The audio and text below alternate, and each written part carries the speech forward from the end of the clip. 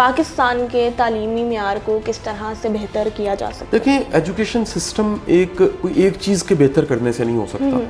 سب سے پہلے اس میں آ جاتا ہے کہ ہمیں ایک پراپر کسی نظریے کے ساتھ, کسی فلسفے کے ساتھ, کسی ایم مقصد کے ساتھ سلیبس کو بنانا چاہیے. بالکل. پھر اس کے بعد وہ سلیبس پڑھانے والے جو ٹیچرز ہیں ان کو ٹرینڈ کرنا چاہیے, ان کی بھی وہ سوچ ہونی چاہیے. دنیا کا بہترین سلیبس ہو لیکن اگر پڑھانے والے پریپیئر نہیں ہیں, ان کے پاس سکلز نہیں ہیں, ریلیونٹ نالج نہیں ہے, وہ پالش نہیں ہے, ان کی ٹریننگ نہیں ہے, تو بڑا نقصان ہو سکتا ہے. ایک عرصے سے میں بھی اس پہ بات کر رہا ہوں کہ اگر اسلحے کا لائسنس ہوتا ہے تو ٹیچنگ کا بھی لائسنس ہونا چاہیے. تیسری چیز جو ہے وہ ایگزامینیشن سسٹم ہے. ہم جس طریقے سے ماپ رہے ہیں بچوں کی ذہانت کو یا قابلیت کو, وہ صرف رٹا ہے. بالکل. دنیا میں ذہانتوں کی شکل جو ہے 1986 میں ہارورڈ گارڈنر کی تھیوری کے مطابق 9 طرح کی ذہانتیں آ چکی ہیں. اس کے بعد مزید ترقی ہوئی تو 10ویں ذہانت آ گئی جس کو ایموشنل انٹیلیجنس کہتے ہیں.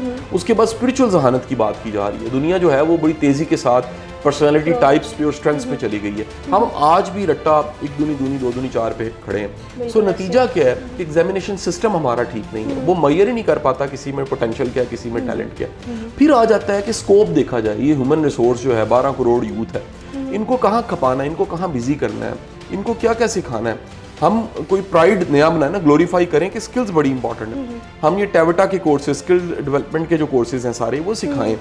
نیشنز جو ہیں وہ کھڑی سکلز کے ساتھ ہیں. بلو کالر کے بغیر قومیں ترقی نہیں کر سکتی.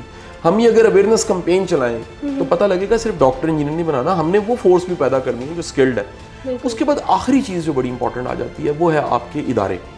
جو ادارے ہیں ان کا معیار بہتر ہونا چاہیے. بدقسمتی سے پاکستان میں معیاری یونیورسٹیز ہیں ہی نہیں, معیاری کالجز نہیں ہیں, معیاری جو ہیں وہ اسکولز نہیں ہیں.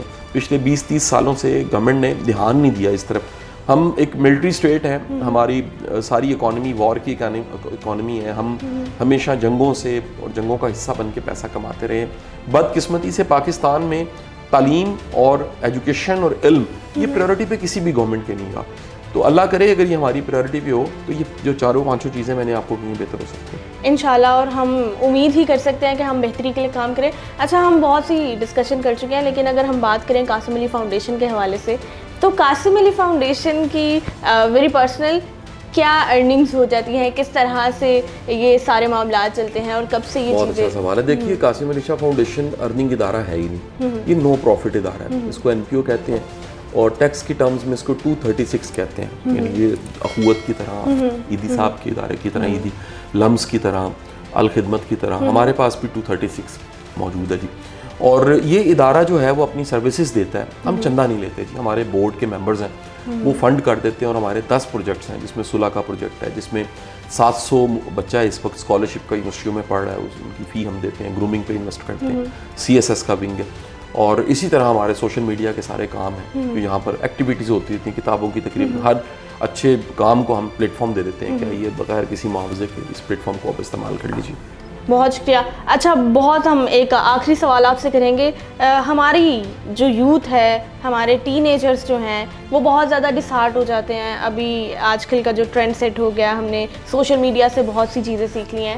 ان کو ایک میسج دے دیں کہ عمر کے ساتھ ساتھ چیزیں کس طرح سے آگے چلنی چاہیے, اور یہ جو دل ٹوٹ جاتے ہیں بہت سی چھوٹی عمروں میں, اس کو کس طرح سے قابو کرنا چاہیے؟ زندگی میں کوئی پرپز ہونا چاہیے, میننگ فل لائف جینی چاہیے.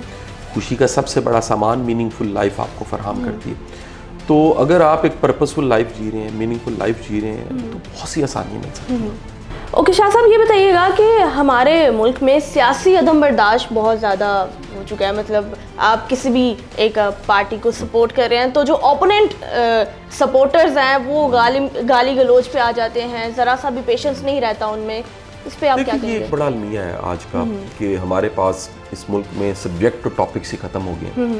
ہمارے پاس صرف ایک ہی ڈسکشن ہے, وہ سیاسی ڈسکشن ہے, اور اس میں بھی جو کہہ لیجیے فالوئنگ ہے وہ کلٹ فالوئنگ ہے. کلٹ فالوئنگ میں لاجک نہیں ہوتا, ریشنلٹی نہیں ہوتی, صرف جذبات ہوتے ہیں اور نہ سمجھی ہوتی ہے اور ایک سطحی قسم کا اوپینین ہوتا ہے. کلٹ فالوئنگ میں پرسیپشن جیتتی ہے, یہ بدقسمتی ہے, ریئلٹی نہیں جیتتی. اور وہ پرسیپشن کو ختم کرنے کے لیے ایک ٹائم چاہیے ہوتا ہے, کیونکہ یہ پرسیپشن اور یہ کلٹ فالوئنگ بڑی محنت سے بنی ہے. اس پہ بڑی انویسٹمنٹ ہوئی ہے, اس پہ 10-12 سال لگ گئے.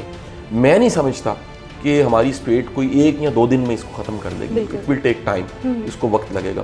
اور جو سارے کے سارے ہمارے ینگسٹرز ہیں, میں انہیں ضرور کہوں گا خدا کے لیے خود سے تحقیق کریں, خود سے جانیں. اس کا یہ مطلب نہیں ہے کہ جس کو آپ مان رہے ہیں میں اس کو نہیں مان رہا. ہر ایک کا ایک اوپینین ہے. یہ ملک پچھلے کہہ لیجئے 76 سالوں میں 71 سال تک چلتا رہا ہے, اس طرح کے چیلنج نہیں آئے.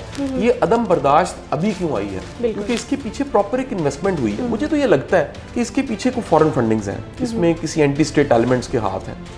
میرا نہیں خیال کہ پاکستان کے ادارے اور پاکستانی قوم, پاکستانی سیاسی جماعتیں وہ اس نہج پہ پہنچا سکتی ہیں اس سارے مسئلے کو.